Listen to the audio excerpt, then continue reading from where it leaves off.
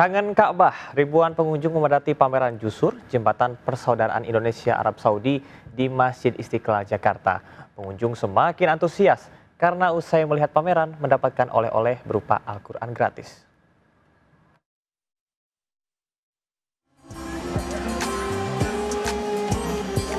Sejak pukul 7 pagi, ratusan pengunjung mulai antre melihat pameran Hasanah Islam di halaman Masjid Istiqlal, Jakarta. Padahal pameran baru akan dibuka sekitar pukul 10. Panitia bahkan membuat antrean khusus agar pengunjung tidak berdesakan. Ada banyak hal yang bisa disaksikan para pengunjung, mulai dari miniatur Masjidil Haram dan Masjid Nabawi, dokumentasi syiar Islam di penjuru dunia, hingga berfoto di depan benteng khas kota Madinah di zaman dulu. Kita lihat ini sih Kak, Arab itu ya kayak Madinah gitu-gitu. Apa sih struktur bangunannya, kita tuh ada replikanya di dalam. Satu hal yang paling menarik di pameran ini adalah virtual reality yang akan membawa pengunjung berjalan di sekitar Mekah, Masjidil Haram, Masjid Nabawi dan sekitarnya. Wow, pemirsa, benar-benar saya seperti melihat secara nyata bagaimana situasi di Mekah dan Madinah. Saya juga diajari bagaimana menjalani ibadah umroh dan juga ibadah haji melalui virtual reality ini. Saya benar-benar melihat secara nyata walaupun virtual situasi di sana. Dan Anda bisa datang ke Jusur, Jembatan Persaudaraan Indonesia Arab Saudi sampai tanggal 3 Mei 2025. Dari Jakarta, Galuh Pandurage Firdaus, iNews melaporkan. Pemirsa, meski telah surut banjirop di Pluit, Jakarta Utara, justru menyebabkan kemacetan di sekitar lokasi. Dan berikut laporan Dilami Aulia. Silahkan Dilami.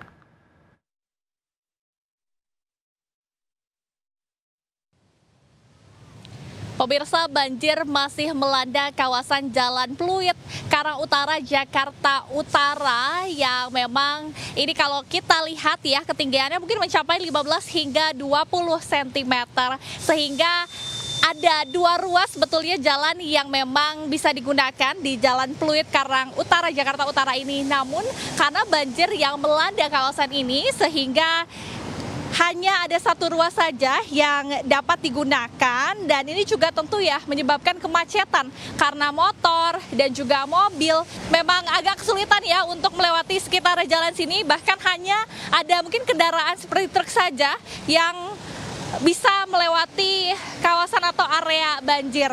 Kalau kita pantau juga ya pemirsa, ini ada satu mobil sedan hitam yang mati mesin diakibatkan sulitnya begitu ya untuk menerjang dari banjir ini. Dari Jakarta, Dilami Aulia, Laksana iNews melaporkan.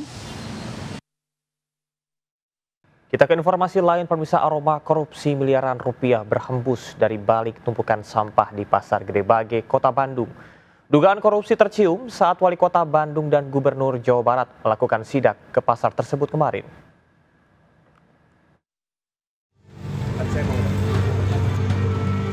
Wali Kota Bandung Muhammad Farhan dan Gubernur Jawa Barat Deddy Mulyadi melakukan sidak ke Pasar Gede Bage, Bandung. Keduanya langsung menuju bagian belakang pasar di mana ada lebih dari 1.100 meter kubik sampah ditumpuk begitu saja sejak akhir 2024.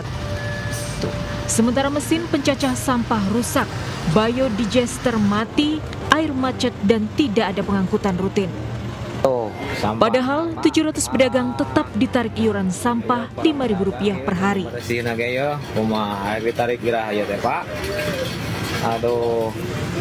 Kabupaten kota ya teh Pak. Farhan pun menduga ada praktik korupsi dalam pengelolaan sampah di Pasar Gede Bage. Maka dari bulan Desember sampai hari ini dihitung itu kerugian dari pengangkutan itu mencapai angka miliaran. Nah, itu akan masuk dalam saber pungli. Solusi sementara, tumpukan sampah Pasar Gede Bage ini akan diangkut dalam 3 hari ke depan dengan bantuan alat dari Provinsi Jawa Barat. Dari Bandung, Jawa Barat, Billy Maulana, iNews melaporkan. Sementara itu, tumpukan sampah ratusan ton juga terlihat di Jalan Warakas Raya, Tanjung Priok, Jakarta Utara. Sampah rumah tangga bahkan meluber hingga menutup badan jalan dan menyulitkan pengendara melintas. Ini terjadi akibat mobil pengangkut terlambat. ditambah banyaknya warga yang membuang sampah sembarangan. Pemprov Jakarta mengerahkan alat berat dan mobil pengangkut, dan dalam satu hari sebanyak 7 meter kubik sampah berhasil diangkut. Waspada marak penipuan lowongan pekerjaan. Di Bekasi, Jawa Barat, para pencari kerja dipaksa membayar sejumlah uang. Bahkan saat wartawan mendatangi lokasi, seorang pria mengancam dan mengamuk. Hati-hati guys, penipuan. Ini rukonya nih, kalau ruko di sini hati-hati dimintain duit. Sebuah video viral mengaku sebagai pencari kerja diminta membayar sejumlah uang oleh perusahaan penyalur tenaga kerja di sebuah ruko di Plaza Bekasi Jaya, Kelurahan Arenjaya, Bekasi Timur. Pencari kerja diminta menyerahkan 600.000 hingga 1,8 juta rupiah. Diduga penyalur tenaga kerja ini merupakan penyalur tenaga kerja bodong. Saat wartawan mendatangi lokasi, seorang pria tiba-tiba mendatangi dan menghalangi, bahkan mengamuk serta mengancam. Menurut warga sekitar, dalam sehari 5 pencari kerja datang. Para penyalur tenaga kerja bodong ini sudah beroperasi 2 bulan di ruko tersebut. Ya, nerima lamaran kerja, dijamin masuk. Sehari berapa orang Pak yang untuk melamar pekerjaan ini Pak? Ya paling sedikit, pokoknya di atas 5 Pak. Di atas 5? Iya, paling sedikit 5 orang kok saya perhatiin itu kan. Saya kan sering duduk di sini. Saat Disnaker Kota Bekasi mendatangi lokasi, ruko sudah kosong. Langsung ke lapangan. Ternyata di lapangan kita tidak bisa nih, sudah disegel, tidak bisa nemuin orangnya. Nah ini jelas-jelas bodong. Kalau orang yang berizin tidak akan lari, karena mereka butuh usaha. Kalau ini kan memang untuk ngapusin. Jadi ini jelas bodong. Usai kejadian, polisi mendatangi lokasi untuk melakukan penyelidikan. Dari Bekasi, Jawa Barat, Rahmat Hidayat, iNews melaporkan. Pemirsa, dengan menggunakan AI deepfake, 3 pelaku penipuan menyebarkan video hoax 3 kepala daerah.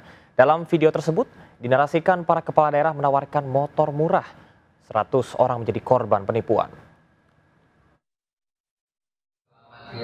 Yang sudah menemukan postingan Kang Deddy dengan harga motor Rp500.000 saja. Video 3 kepala daerah Gubernur Jawa Barat, Jawa Tengah, dan Jawa Timur ini diubah pelaku menggunakan aplikasi. Yang belum mempunyai motor atau ingin motor baru, silakan untuk pesan motor murahnya, harganya cuma Rp500.000.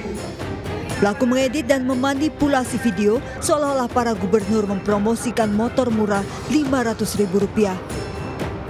Para tersangka berbagi peran membuat akun media sosial, mengedit video, mengunggah video hingga membuat rekening untuk menampung uang penipuan. Seratusan orang menjadi korban, sementara ketiga tersangka merupakan warga Pangandaran. Di sini deepfake dijelaskan sebagai teknik manipulasi media, baik berupa gambar, video, dan suara yang menggunakan artificial intelligence. Polisi menyita uang Rp43 juta, laptop dan ponsel. Ketiga tersangka dijerat Undang-Undang ITE terancam 12 tahun penjara. Dari Surabaya, Jawa Timur, Rahmat Ilyasan, iNews melaporkan.